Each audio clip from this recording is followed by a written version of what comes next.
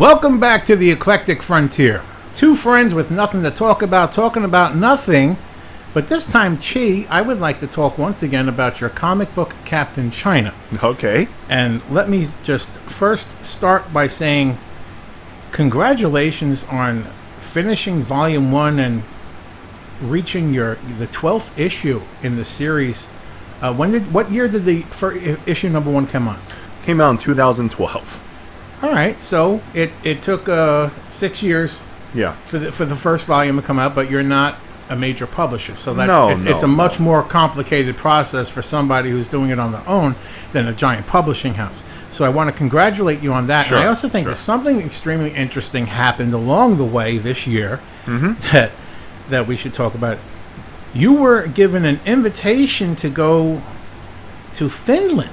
Yes, but that's not this year. That was the end of last year. Okay, within the last year. Yes, within the last year. Within the last year. Yes. So how did you end up in Finland? And how did Captain China become so popular in Finland? Well, that was kind of strange to me, too. It kind of came out of nowhere. Like we said just a moment earlier, that the first book came in 2012. We put out the first volume. The reason the book took so long to finish was that the same time I was putting out the first issue of Captain China, I was also given an opportunity to open up an anime shop at that around that time period. So suddenly, instead of just focusing on comic book, I had a separate job that came about that I had to go take care of, and I've never opened up a retail store before. So that was almost like trying to figure out how to start a business from scratch, the type of business I never knew about, and they ate up a lot of time. So while that was happening, it took me 6 months to put out the second issue of Captain China, and after that the project came to a complete halt, mainly because I was spending more time dealing with the business itself. And then this is where Finland comes in. This is very, very strange even to me. Around 2015, I suddenly got an email out of nowhere. One day it was just in the Excel Comics mailbox, a letter from Finland from a gentleman named Petri. Yeah, he said, I am part of the Arctic Comic Book Center here in Finland. We're going to be setting up a Chinese cultural related kind of event, and showcase Chinese comic book, because I found Captain China online and would like to feature some of your artwork. And I was kind of surprised at the time, because it really was like, oh, okay, nobody ever contacted me about something like that. Did you think it was a scam at first? A Nigerian prince wants to... No, not a scam, because I get contact all the time with offers. Okay. From about comic books, about any kind of comic books. Okay. So it wasn't, I wouldn't put it as a scam. It was just really odd, because somebody, I never promoted a book in Finland, so something that came about was a little strange, a little unusual. But I say, sure, go ahead. What do you need? I asked him. He needed some. He told me I wanted some artwork. He told me what pages he wanted, what cover he wanted. So I basically send him full digital files so he can do some printing and all that. And then about a month after that, he sent some photos, which you can see on the Excel Comics website, which I posted. Photos of this Captain China showcase setup, which really blew me away. He printed out the covers in full size. He had a full Captain China stand-up printed, and just done beautifully. In put them in frames and all that. And I was just blown away, because I really didn't think much of it when it happened. And then suddenly there was this beautiful setup in Finland, a part of the world that I've never been to and never even thought about. And then I thanked them, really, just said, well, I'm very honored that you've done this for me. And then he says, hey, next year we're gonna have this bigger event that I want to do, because we run a festival here, where we invite guests from other parts of the world to come and speak and to kind of meet with people. I want to do a bigger event with Captain China and the Chinese culture, comic books and all that. Would you be interested in coming?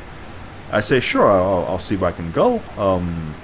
and I didn't really know at the time whether it was going to happen or not. Mainly because it just seems so far away.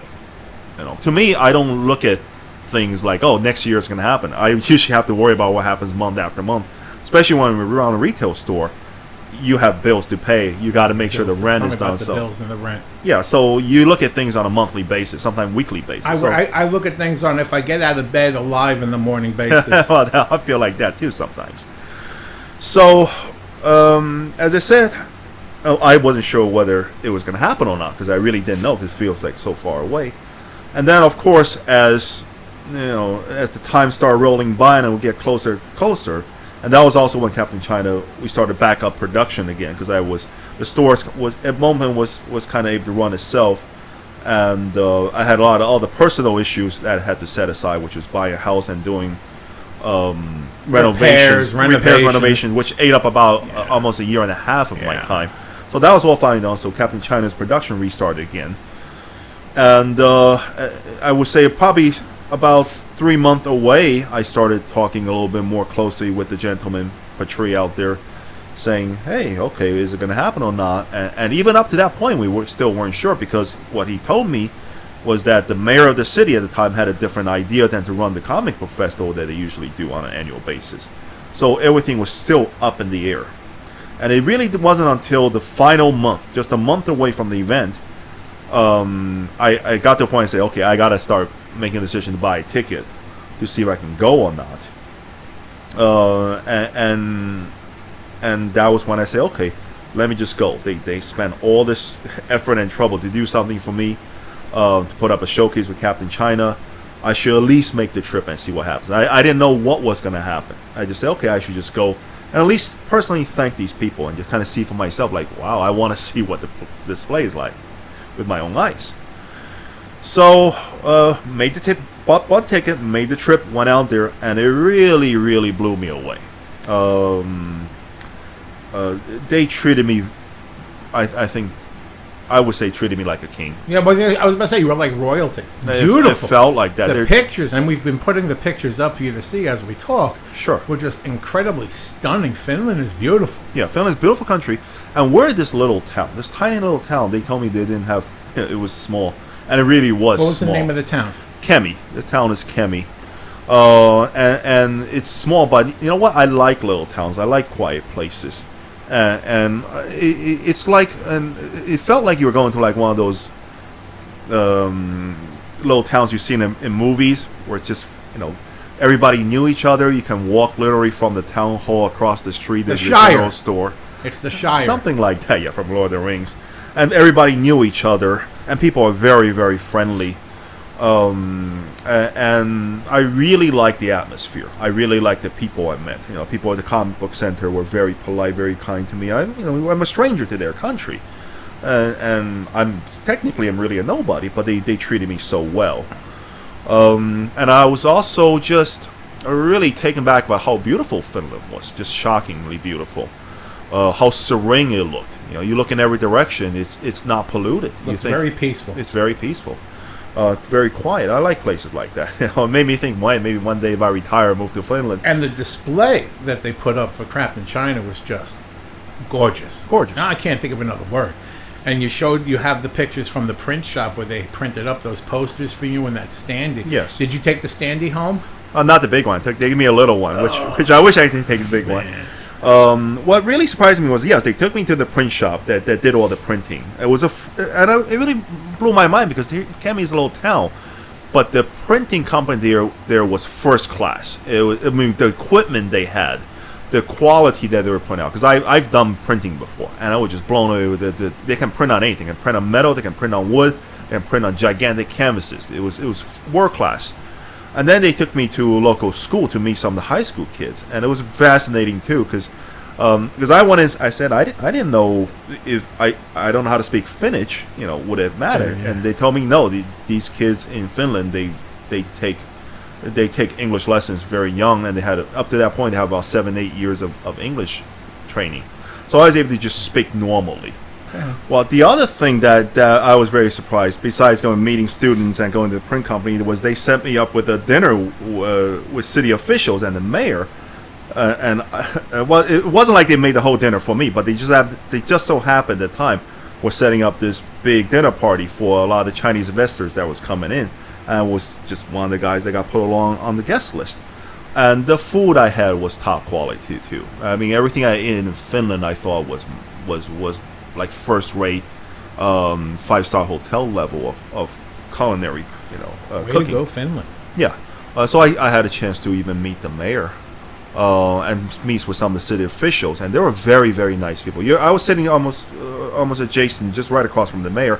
You never think the guy's a mayor. He was so friendly and nice. You think it's just. Did they present you with the key to the city? No, they didn't. Well, next time. No, they didn't. They didn't. But my experience there was one of the finest experience I've ever had. I couldn't thank the people enough, Mr. Petrie, who took such good care of me, and even the officials I've met, and the members of the comic book center. Even the reporters show up. I mean, people were interested in Captain China. People really talked to me. The students I met, were just wonderful. Finland was just one of the top experience in my life. You think you'd go back there? I will go back in a heartbeat. I would love to go back. I'd love to see some of the people again, just to see them as friends, not even for anything else. Because I like these people so much, and yeah, that's just an unexpected thing that Captain China brought me. Well, I think that's excellent. And I just want to mention once again, as always, volumes 1 through 12 of Captain China are available through Amazon and also xlcomics.com. $1 each. You can't beat that. It's amazing. So we're going to leave that for now.